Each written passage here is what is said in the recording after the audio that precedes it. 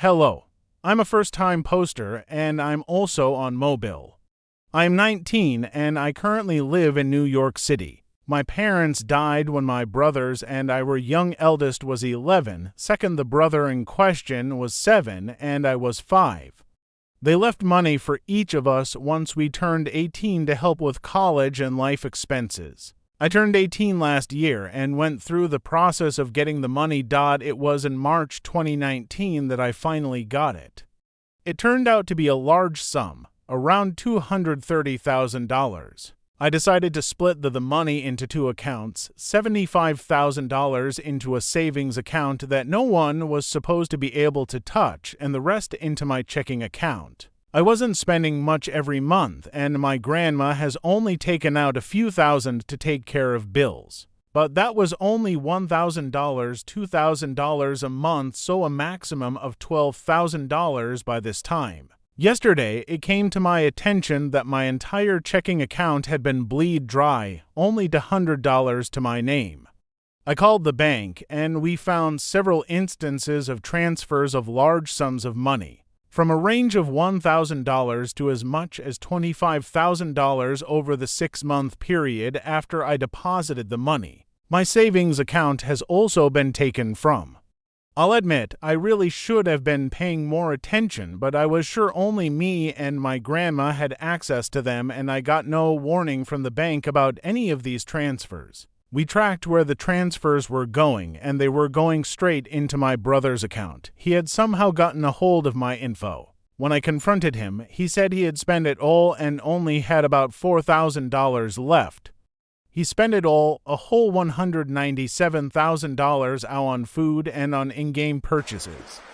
I know it sounds unbelievable, but after looking at his bank statements, it's true. It's just line after line of Uber Eats, Postmates, and game purchases. My grandma wants me to forgive him and let him work to make the money back, but this man just finished community school and has no work experience. It would take years for him to make that money back on minimum wage. Should I call the police and have him arrested? Is there any way to get that money back? Edit. Okay, I've decided to call the police and sue the bank.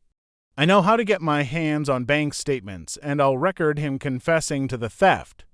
But I don't know how to hire a lawyer. Where do I start? Edit number 2. Okay, I just figured out how he got a hold of my account details.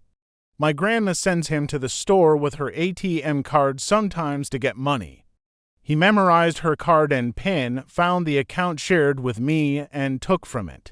I've managed to convince my grandma after a long argument about this potentially ruining his life to sue the bank for negligence and speak to a lawyer. We're going to see if the court would be willing to send him a mental institution instead of jail.